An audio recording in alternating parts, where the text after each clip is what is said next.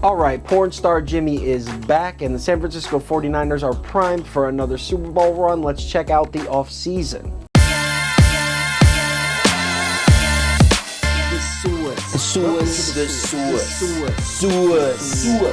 Welcome to the source. Thanks for tuning in. Make sure you click the subscribe button so you don't miss any videos. All right, before we get into the DeForest Buckner trade, first, we got to give props where props is due. Let's give credit to Kyle Shanahan and that coaching staff. That team was brilliantly coached last year, banging on all cylinders. They were routing teams just by out-coaching them. Not saying they don't have talent. They're tremendously talented. They were routing teams because Kyle Shanahan was that good. I actually didn't even think it would be possible to implement that kind of offense and have success in today's NFL. If you talked to me a couple years ago, I would have said no way. What he did was he brought the zone rushing attack back. The zone rushing attack from the 90s with Terrell Davis, that was his father, Mike Shanahan. He brought that back and he added his own. He's also very creative. He's also a very creative play caller. So you mix a heavily disciplined zone rushing attack with creative misdirection plays, and they were unstoppable. They were very fun to watch. I 100% was rooting for the 49ers to beat Kansas City in the Super Bowl. Obviously, we know that didn't happen. God, I hate Andy Reid, man. I don't even have like a legitimate reason to hate him. Just whenever the camera pans to him, it makes me upset. So anyway, DeForest Buckner trade. Now you may be thinking, why would they trade DeForest Buckner? He still has 1 year left on his rookie deal. He was the captain of the defense. Why would they trade him? Now you're not completely wrong, but here's why it makes sense.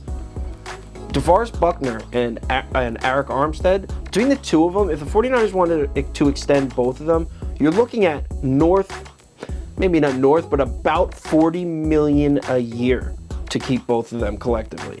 That's a lot of money to commit to two defensive linemen. Now, could John Lynch and the 49ers front office staff have made that happen, kept Buckner and Armstead? Yeah, it's possible they could have, but there's a third factor. If they did that, they would have serious trouble extending George Kittle, who is maybe the best player on your team. The 49ers were basically put in a position where they had to pick two out of the three: Armstead, Buckner, Kittle.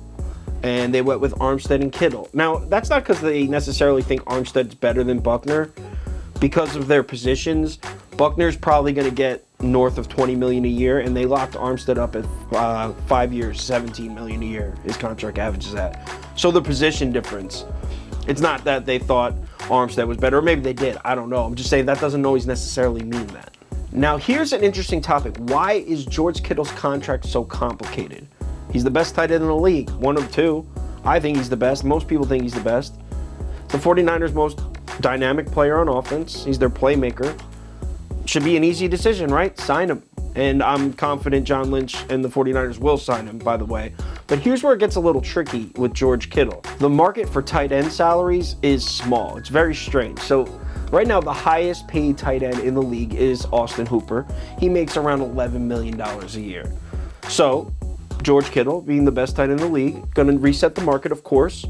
What is he going to make? 12 and a half, 13 million? Let's say he makes 13 million, blows the tight end market out of the water. All right, look at him compared to other tight ends. Nice. Yeah, that's what he deserves. He's the best. But it's trickier than that.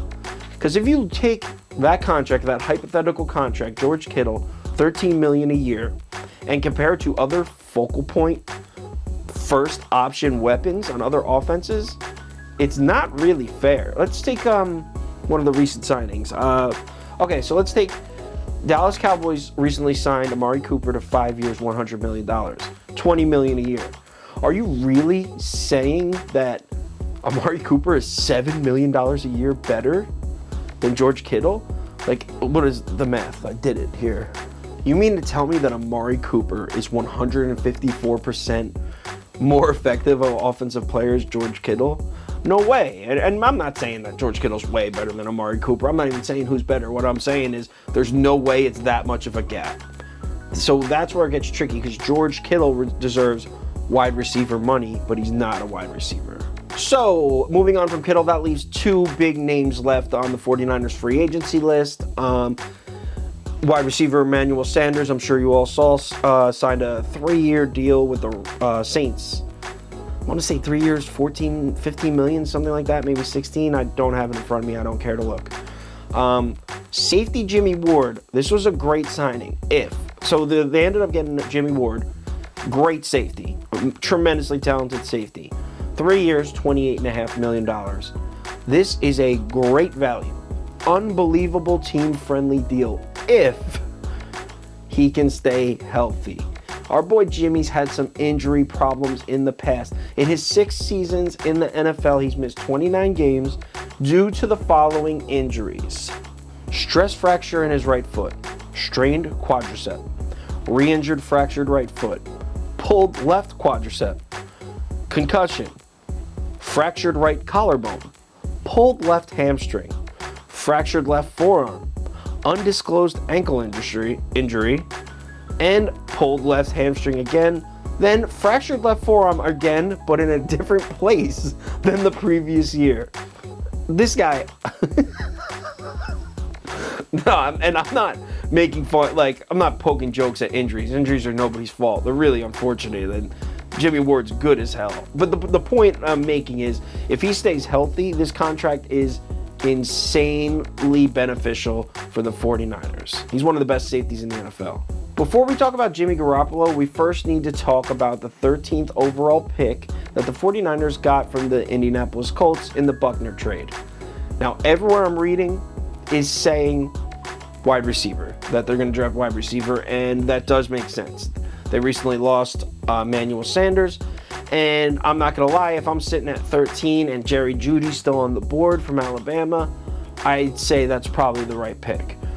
Later in the first round, I'm thinking they're going to draft a cornerback. There's a few of the guy from Florida, Henderson, I think probably won't be there. There's a lot of corners in this year's draft, so they'll probably draft a corner somewhere in there.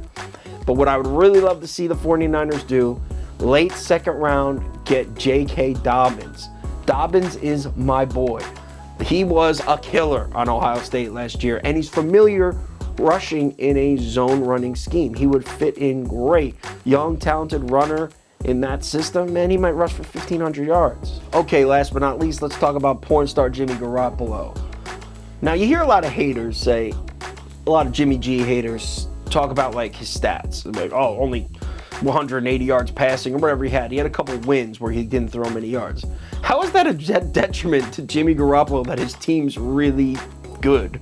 How does that make, that doesn't even make sense. There's no logic to that. The truth about Garoppolo is, in my opinion, we haven't seen enough of him to make a full analysis yet. We haven't. Yeah, we've seen him make some great throws in some big moments. We really have. And in my opinion, I think he's the real deal. I think he's a franchise quarterback to the max. I think he's a top 5 quarterback in the league that we haven't seen yet. Soon, he's going to be put in spots that every quarterback inevitably is put into in their career, where he's going to have to drop back 40, 45 times a game and make plays and win games on his own. He's been lucky enough to be on a team that has not needed him to do much of that at all. And that's not a detriment to him. That's because Kyle Shanahan's a great coach and they have a stacked roster. And I think he's capable of making those plays and winning games on his own. But the truth is, I don't think we've seen enough for us to make that call yet. In conclusion, I'm giving the 49ers offseason an A. I like every move they made. I didn't disagree with any of their moves. They also kept a lot of their depth that I didn't mention. They re-signed an interior defensive lineman that I didn't even know, but he played a lot of snaps last year. They didn't really lose much. With the exception of Emmanuel Sanders, you're going to see the same 49ers team from last year.